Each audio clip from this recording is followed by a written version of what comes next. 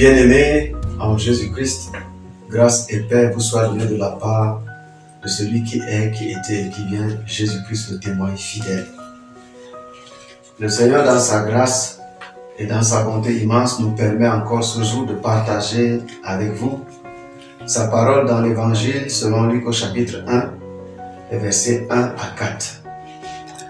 Plusieurs ayant entrepris de composer un récit des événements qui se sont accomplis parmi nous, suivant ce que nous ont transmis ceux qui ont été des témoins oculaires dès le commencement et sont devenus des ministres de la parole, il m'a aussi semblé bon, après avoir fait des recherches exactes sur toutes ces choses depuis leur origine, de te les exposer par écrit d'une manière suivie, excellent Théophile, afin que tu reconnaisses la certitude des enseignements que tu as reçus.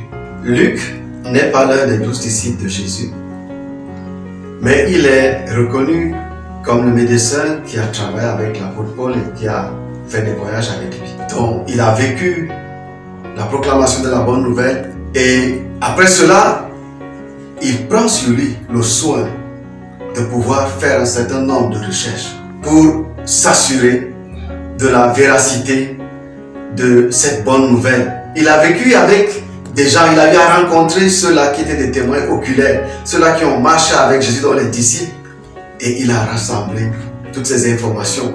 Maintenant, il peut les proclamer, il peut partager avec son ami Théophile, et il lui dit qu'il a fait des recherches exactes, et maintenant il peut lui communiquer, le certifier que oui, la foi en Jésus-Christ, le salut et le pardon au nom de Jésus-Christ est vrai, c'est possible. Parce qu'il a rencontré ceux qui ont vécu cela. Il a marché avec ceux qui ont proclamé cette parole. Et il a fait également des recherches pour pouvoir rassembler les éléments nécessaires afin de ne pas communiquer un message dont il n'est pas sûr. Bien-aimé, c'est quelque chose de pertinent. Et cela m'a particulièrement touché. Je me suis dit, tiens, souvent comme chrétiens, nous sommes nés dans une famille, on nous a parlé d'un Jésus qui serait mort pour nous et puis on a cru sans aucune conviction, on est allé à l'église, on a été baptisé, parfois même étant bébé, on a été confirmé après, mais sans quelque chose de solide. Et puis on a grandi, mais seulement on n'a rien, on n'a aucun élément qui nous permet de défendre cette foi-là. On n'est même pas capable de parler de ce Jésus à d'autres. Parce qu'en réalité, on ne comprend rien dans tout ça. On va à l'église le dimanche, on s'assoit, on nous prêche. Si on n'est pas distrait, on retient quelque chose. Mais au fond, il n'y a rien qui soit quelque chose de fondamental en nous. Il n'y a rien comme élément solide qui nous permette, bien aimés, de pouvoir parler de ce Jésus avec conviction, avec assurance. Et c'est pour cela que le Seigneur me permet de parler de ça avec toi aujourd'hui. Oui, est-ce que cette foi que tu as reçue, que cette foi dans laquelle tu es né, qui est devenue comme un héritage, est-ce que tu la comprends? C'est pour cela que le thème même choisi pour le message de ce jour est « Sais-tu en qui tu as cru ?» Sais-tu en qui tu as cru? Il y a de cela quelques années, pratiquement en 2000, au début de l'année 2000, les détracteurs de la foi chrétienne ont fait circuler un documentaire dans lequel ils racontaient avec des images selon lesquelles ils avaient découvert la tombe de Jésus, ses ossements, la tombe de son épouse à côté avec la tombe de ses enfants. Et puis, certains jeunes qui ont suivi cela, parmi lesquels les enfants de certains frères m'ont abordé et m'ont commencé à me poser des questions. Ils étaient pratiquement ébranlés. Et je leur ai dit, attendez, vous croyez quoi? Vous croyez ce que ces gens racontent aujourd'hui, 2000 ans après, ou bien vous croyez ce que la parole de Dieu dit? La Bible le dit et la Bible le témoigne avec certitude que Jésus-Christ est ressuscité des morts et qu'il est monté au ciel et qu'il y a eu des témoins qui l'ont vu. La Bible raconte que Jésus s'est présenté à près de 500 personnes. Donc les gens ne peuvent pas venir 2000 ans plus tard remettre en cause ce qui historiquement a été prouvé. Finalement, quel genre de foi nos enfants ont-ils reçu? Toi-même qui m'écoutes, quel genre de foi as-tu reçu? Sur quoi est-ce que ta foi est fondée? Parce que chaque fois que les détracteurs de la foi chrétienne montent un documentaire, tissent des mensonges bien ficelés et le balancent au monde, tu es le premier à être ébranlé. Bien aimé, sais-tu en qui tu as cru? L'apôtre Paul dit, je sais en qui j'ai cru. Et il était capable de défendre cette foi. C'est pour cela qu'il est important quand on a cru d'aller à la rencontre de Dieu. Et aller à la rencontre de Dieu, c'est lire la parole, c'est mener une vie de prière. C'est dans cette vie de lecture, de méditation de la parole de Dieu que nous pouvons être immergés dans des vérités que nous ne connaissons pas. Et ces vérités-là nous gardent, cette vérité-là nous donne la conviction et la certitude. Et nous sommes capables maintenant, bien outillés, pour défendre cette foi. C'est pour cela que nous devons acheter des livres chrétiens. Nous devons nous équiper, lire, nous instruire pour être capables de pouvoir défendre cette foi. Souvent, nous confessons des choses que nous ne pouvons pas prouver, même Bible à la main. Quand la Bible nous dit que Jésus est le Fils de Dieu, est-ce que tu peux ouvrir la Bible et donner des versets clairs qui montrent que Jésus est le Fils de Dieu? Quand la Bible dit que Jésus est Dieu, est-ce que tu peux ouvrir ta Bible et de manière claire montrer que Jésus est Dieu? Est-ce que tu as des preuves, ne serait-ce que sur la base de la parole de Dieu? Bien-aimé, tu crois donc en quoi? Est-ce que tu vas juste parce que tu es né dedans? Tu t'es réveillé et tu as trouvé que c'était ça, on allait à l'église et tu y vas, bien-aimé.